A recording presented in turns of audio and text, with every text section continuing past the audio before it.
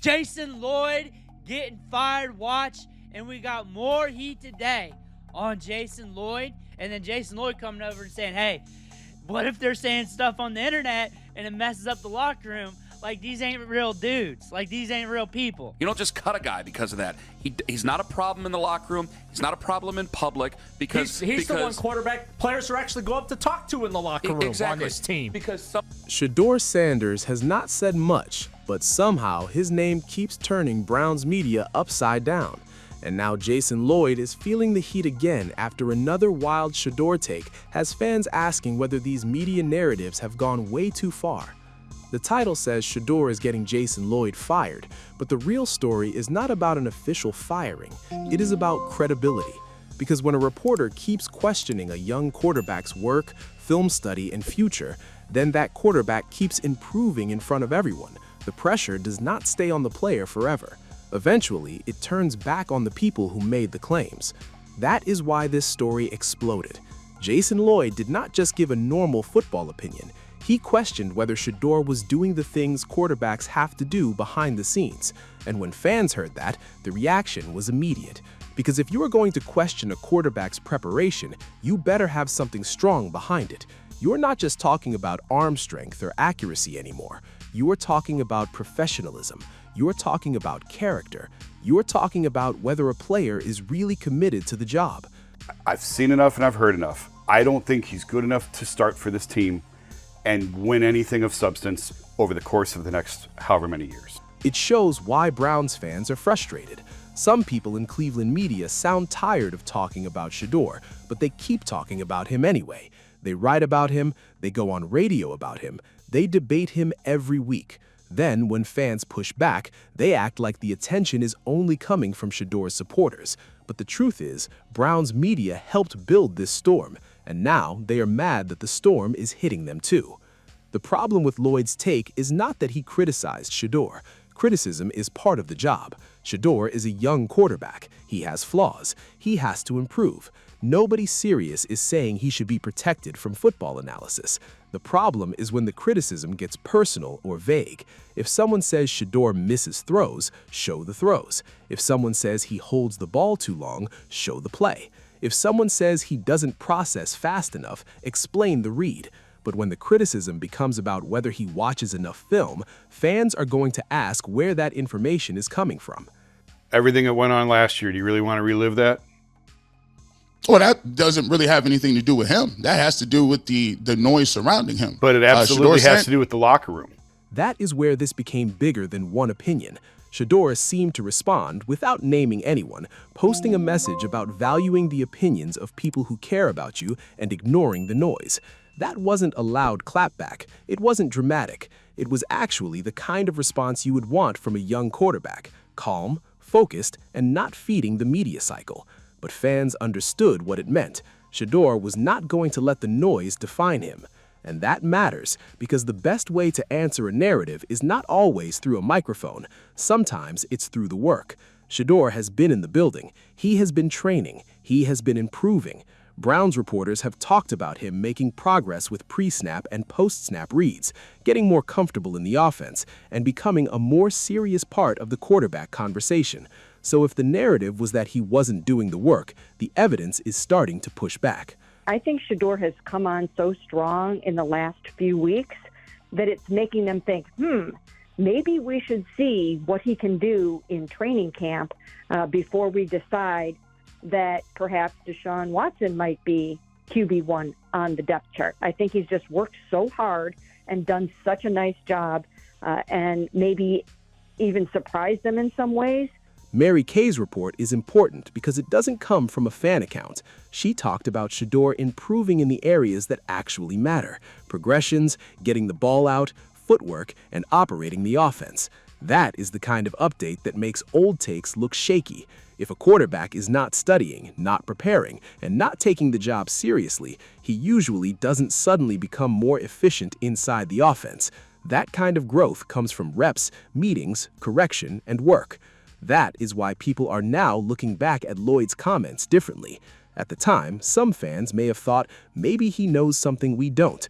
But as more positive reports come out, the question changes. Was the criticism fair, or was it just another part of the old Shedeur narrative? Was it based on fresh information, or was it based on a pre-existing opinion about who people thought Shedeur was? Yeah, watching him practice, it has. So when you go back to his Colorado days, even when you go back to Jackson State, so he didn't have much pass protection, and everybody talks about that lack of pass protection as he couldn't get through his progressions. Shedeur Sanders is a smart quarterback. Now, some of his bad habits came from lack of pass protection. Some of his bad habits came from trying to do too much, trying to play hero ball at times, which gets you in trouble as a quarterback. That breakdown is the difference between football criticism and media noise. Coach Riesann did not pretend Shedeur is perfect. He talked about accuracy, he talked about old habits, he talked about the way poor protection at Colorado shaped some of Shedeur's pocket movement. But he also explained what is improving. He talked about Shedeur stepping up more, transferring weight better, getting to his second and third progressions, and changing bad run plays at the line. That is the kind of analysis fans respect, because it gives details.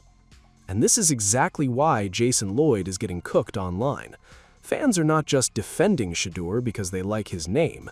They are defending him because they want consistent standards. If another quarterback shows progress, media will say he is developing.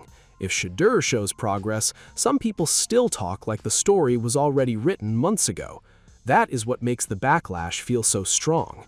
It feels like Shedeur has to keep proving himself against yesterday's opinion.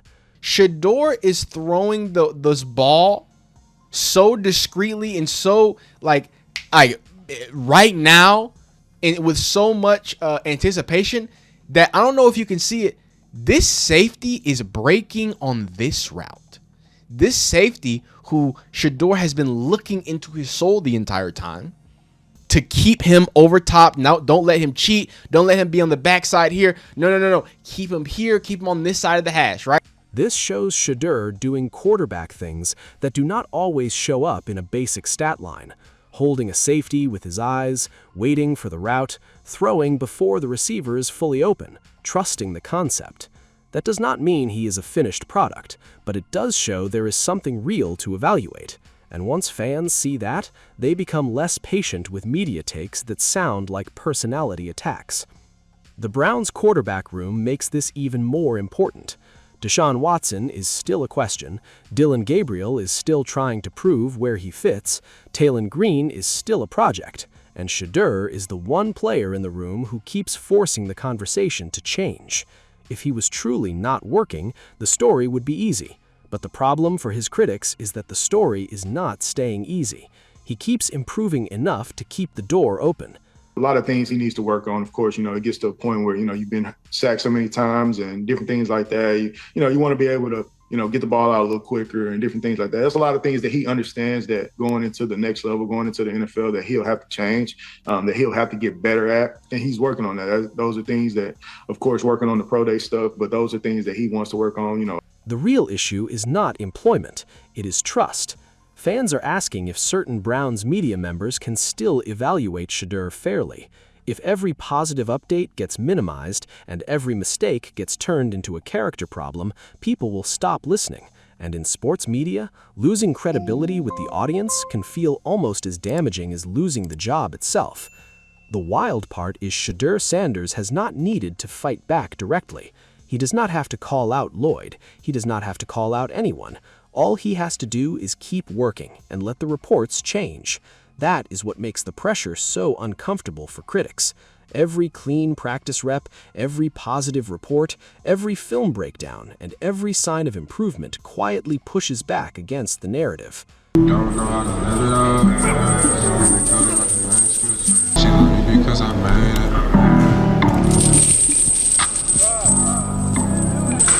They try to write me off, I ripped up that paper. I might be colorblind. Is it harder to breathe, I heard? You can tell the difference? I'm a little sick too, so I don't know. This shows Shedeur doing the one thing that matters most, working, not arguing, not posting long responses, not giving people more headlines, just working. And for a young quarterback in Cleveland, that might be the smartest move he can make. Because the Browns' media storm is not going away.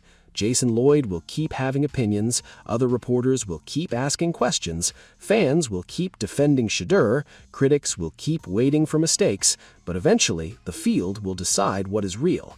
If Shedeur struggles, the criticism will get louder, but if he wins the job or forces real playing time, every old take is going to come back around. That is the danger of making strong claims too early.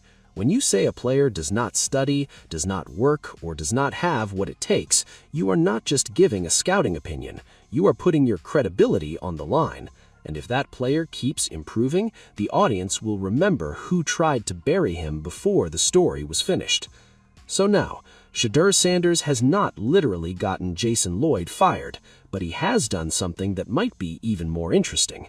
He has put the pressure back on the media. He has forced Browns reporters to either bring real football evidence or watch fans reject the narrative.